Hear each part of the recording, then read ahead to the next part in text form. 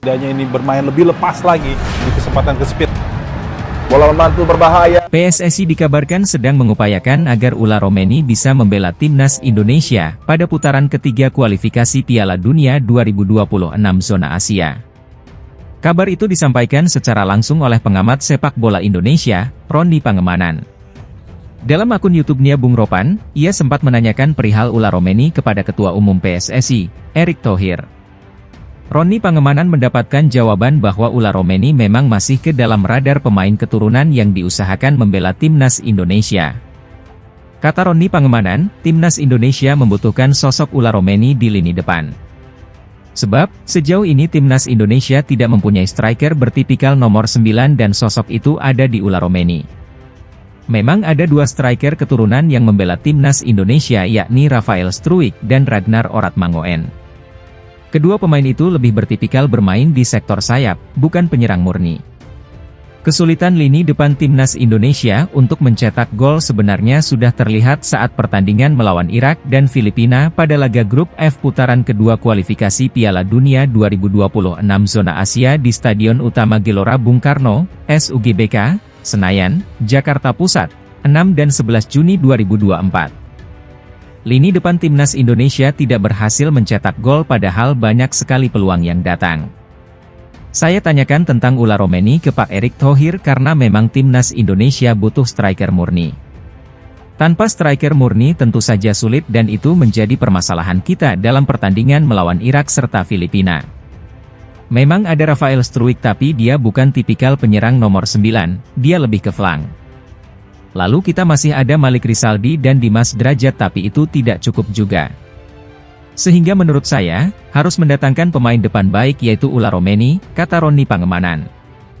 Oleh Romeni sebelumnya pernah mengaku bahwa sempat dihubungi PSSI untuk membela timnas Indonesia. Saat itu striker berusia 23 tahun itu masih mempertimbangkan tawaran tersebut karena masih berpikir bisa membela timnas Belanda suatu saat nanti. Kemarin saya tegaskan lagi ke Pak Erick Thohir, bagaimana dengan Ula Romeni? Pak Ketua lagi-lagi bilang sudah masuk ke dalam radar dan sekarang sedang diupayakan supaya ini berhasil, kata Ronni Pangemanan. Ula Romeni menjadi pemain kedua yang sedang diusahakan oleh PSSI untuk membela timnas Indonesia. Sebelumnya ada nama Kevin Dix yang juga sedang didekati PSSI. Pelatih timnas Indonesia, Shin Tae-yong, memang tidak menutup pintu bagi pemain-pemain keturunan untuk membela skuad Garuda. Terlebih, putaran ketiga kualifikasi Piala Dunia 2026 zona Asia sangat berat. Sebanyak 18 negara tersisa akan bersaing untuk mendapatkan jatah 81 tiket ke Piala Dunia 2026.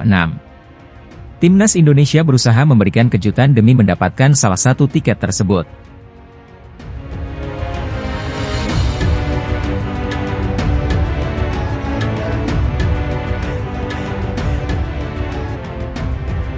Calon kiper timnas Indonesia, Martin Paes kembali tampil menggila bersama FC Dallas dalam lanjutan Major Soccer League, MLS, Minggu, 16 Juni 2024.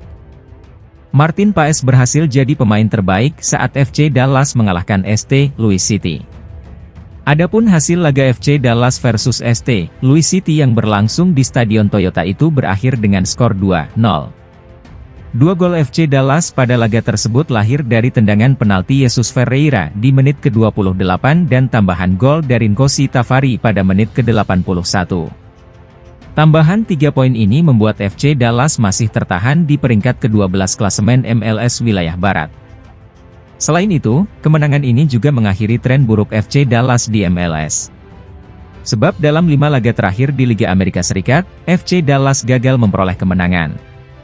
Pada pertandingan ini, Martin Paes menjadi kiper utama pilihan Peter Lukchin yang baru diangkat sebagai pelatih sementara FC Dallas menggantikan Nico Esteve.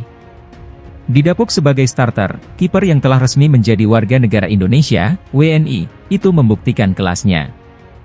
Dilansir dari SofaScore, Martin Paes melakukan 8 penyelamatan gemilang. Tercatat, Paes berhasil melakukan 8 save dari 8 tembakan yang mengarah ke gawangnya. Selain itu, Martin Paes juga aktif dalam membantu build-up serangan FC Dallas. Hal itu terbukti dengan sentuhan Paes yang mencapai 48 kali.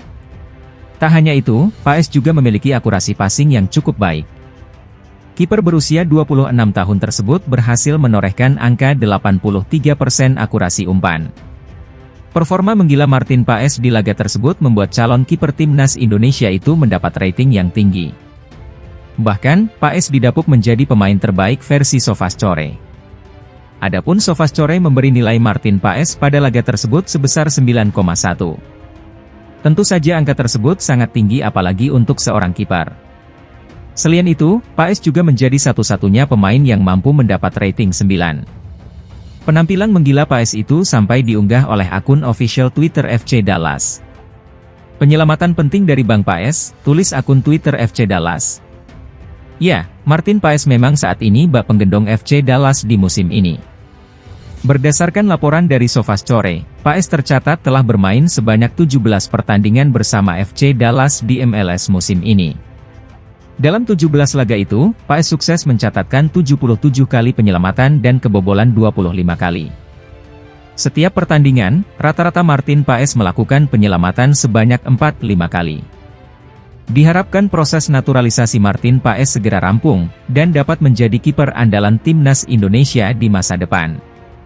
Update naturalisasi Martin Paes. Seperti diketahui, saat ini proses naturalisasi Martin Paes masih terganjal aturan FIFA.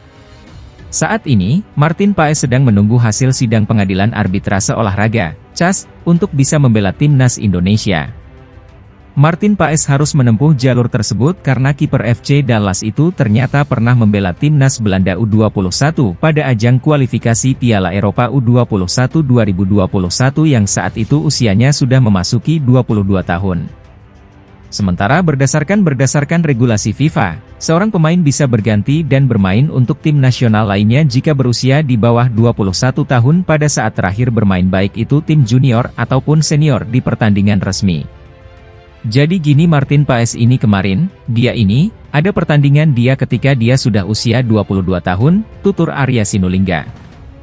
Dan menurut regulasi FIFA, itu tidak diperbolehkan lagi pindah negara, tapi masih ada celah. Kenapa sampai dia bermain di usia 22 tahun untuk Belanda, dan ini sudah kami konfirmasi ke KNVB Belanda jadi ada syaratnya. Tapi kami harus punya hak mengajukan ke CAS namanya, Badan Arbitrase Olahraga. Jadi dasarnya apa? Martin Paes harus jadi orang Indonesia. Makanya kemarin Martin Paes kami masukkan dan menjadi warga negara Indonesia, apalagi Martin Paes sangat ingin menjadi warga negara Indonesia, dan membela timnas.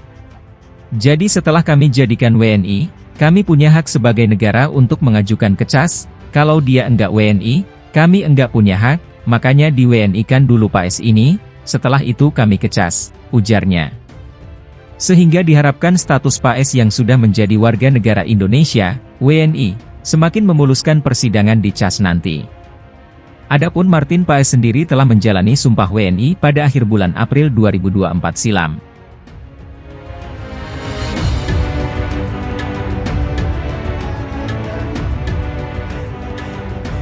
Berharap keberuntungan diberikan kepada tim asuhannya di putaran 3 kualifikasi Piala Dunia 2026 dari ancaman grup neraka. Timnas Indonesia masuk ke pot 6 bersama Korea Utara dan Kuwait untuk drawing fase grup putaran ketiga kualifikasi Piala Dunia 2026. Putaran ketiga babak kualifikasi nanti dibagi menjadi 3 grup, A, B dan C, masing-masing grup nantinya bakal diisi 6 tim. Tim-tim kuat tersebar dari pot 1 hingga pot 5, di mana mereka berpotensi berada dalam satu grup dengan timnas Indonesia.